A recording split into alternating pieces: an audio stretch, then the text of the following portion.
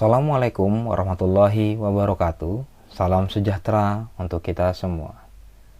Sahabat matematika, berjumpa kembali dalam video pembelajaran MGMP Matematika SMP Kota Tangerang. Pada kesempatan kali ini, kita akan membahas materi koordinat kartesius.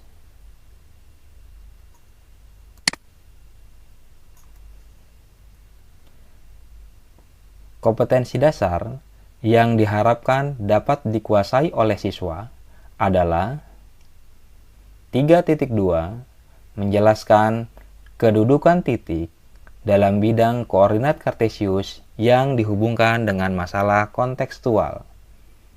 4.2 menyelesaikan masalah yang berkaitan dengan kedudukan titik dalam bidang koordinat kartesius.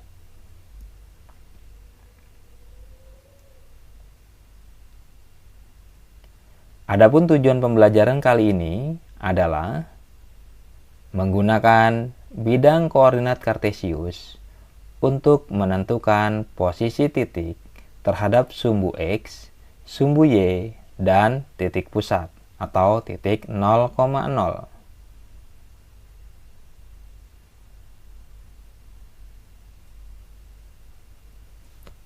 Dalam kehidupan sehari-hari, koordinat kartesius sangat dibutuhkan, salah satunya dalam bidang penerbangan.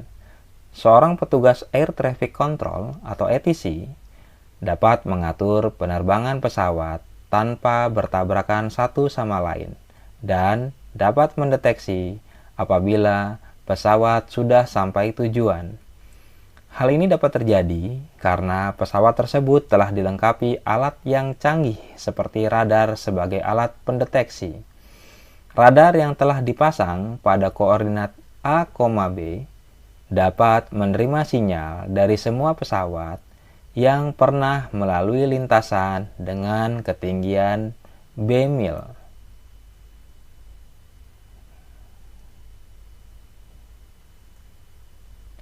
Penemu sistem koordinat.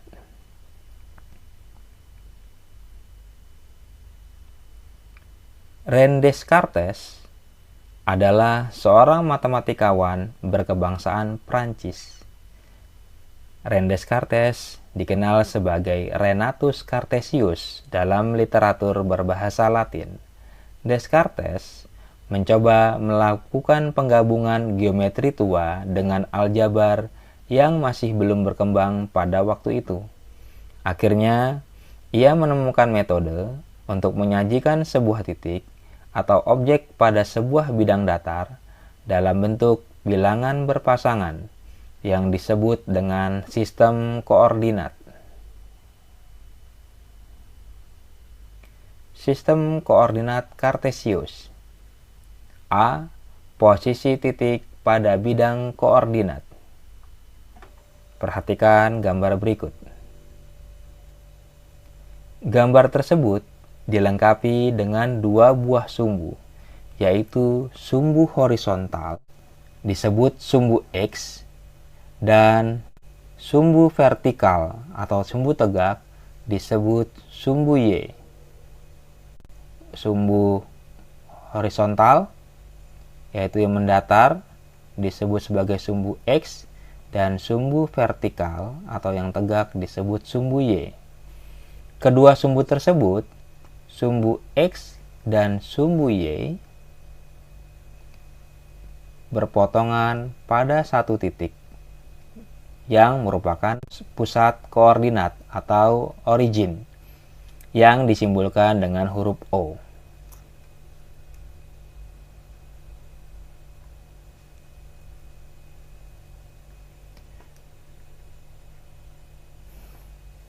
Pada gambar, letak titik A dapat juga ditentukan berdasarkan jarak yang dimulai dari titik O. Kita bisa menentukan letak titik A berdasarkan acuan dari titik O. Dimulai dari titik O, untuk menuju titik A adalah 5 satuan ke kanan dan 4 satuan ke atas, sehingga koordinat titik A adalah 5,4.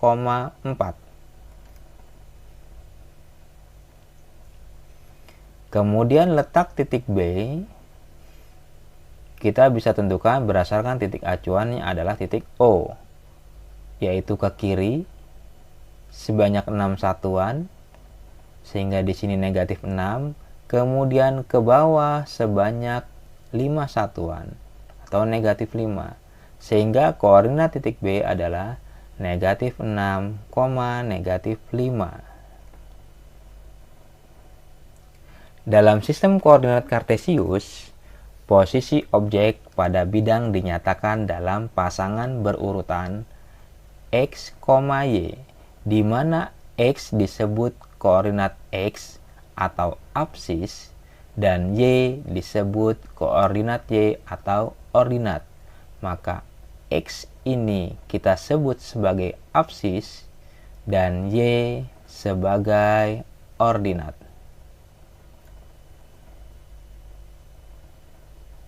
Kuadran pada bidang koordinat. Kedua sumbu pada koordinat Kartesius membagi bidang koordinat menjadi 4 bagian yang masing-masing disebut kuadran, yaitu kuadran 1, kuadran 2, kuadran 3, dan kuadran 4. Perhatikan gambar berikut. Di sini adalah posisi dari kuadran 1 dan bergerak berlawanan arah dengan jarum jam kiri. Kuadran 1, kuadran 2, kuadran 3, dan kuadran 4. Pada gambar, titik A 6,4 terletak di kuadran 1, di mana koordinat X dan Y-nya masing-masing bernilai positif. Titik B berada di kuadran 2, di mana X-nya negatif dan Y-nya positif. Kuadran 3, contohnya di sini ada titik P, di mana X-nya negatif dan Y-nya pun negatif. X-nya negatif 6, Y-nya negatif 4. Terakhir, titik Q berada di kuadran 4, di mana X-nya positif dan Y-nya negatif.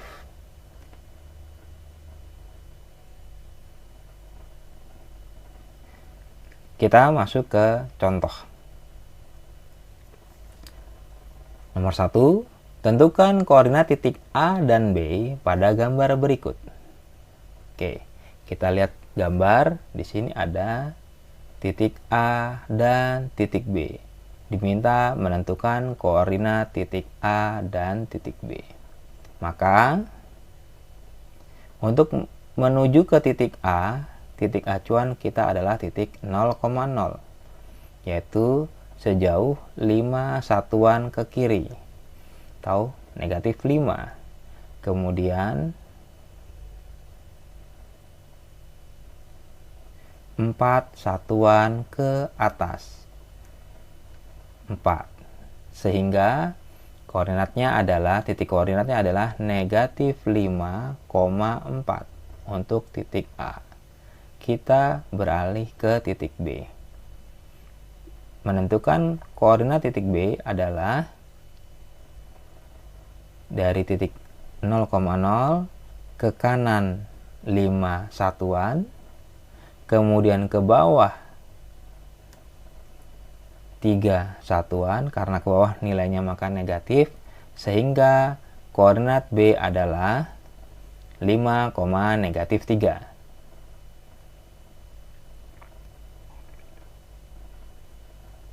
Kita lanjut soal yang nomor 2. Yang A, gambarlah bangun PQRS dengan P negatif 5,3, Q negatif 2, negatif 6, R 4, negatif 4, dan E 1,5. Berbentuk bangun apakah PQRS? Kita akan coba sama-sama mengerjakan. Ini adalah bidang Kartesiusnya.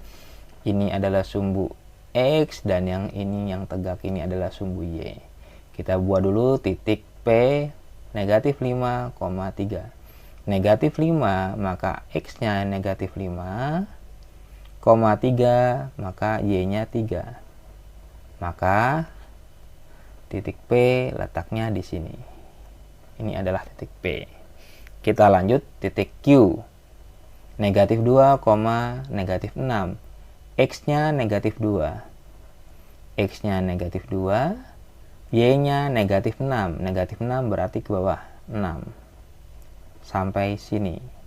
Maka ini adalah titik Q.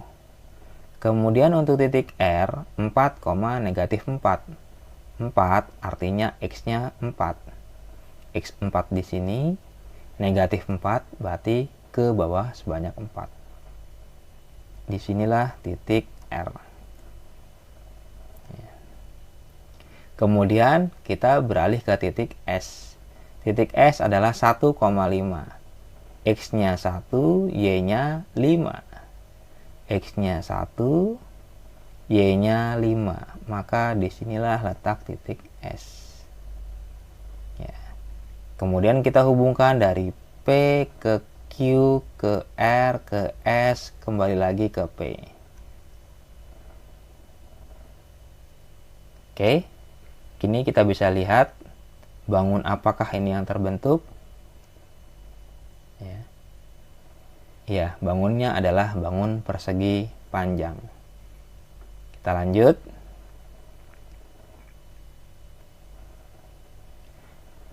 Gambarlah titik K negatif 6,3, L 4, negatif 3, N 5,4, dan P negatif 5, negatif 4 pada bidang koordinat. Kemudian tentukan titik-titik manakah yang berada masing-masing di kuadran 1, 2, 3, dan 4.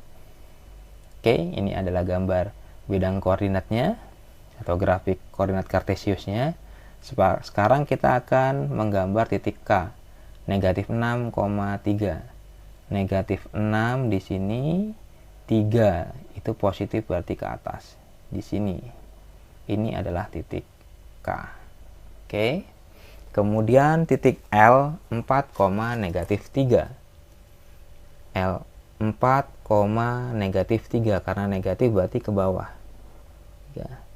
Maka disinilah titik L. Kemudian titik N 5,4. X-nya 5, Y-nya 4. Disinilah titik N. Kemudian kita lanjut ke titik P. Negatif 5, negatif 4. Negatif 5, negatif 4. Di sini posisi titik P. Oke. Nah, tentukan titik manakah yang berada masing-masing di kuadran 1, 2, 3, dan 4. Oke, kuadran 1 yang di sini itu adalah titik N, kuadran 2 titik K, kuadran 3 titik P, dan kuadran 4 titik L. Demikianlah contoh soal. Sekarang kalian bisa mencoba mengerjakan soal latihan berikut.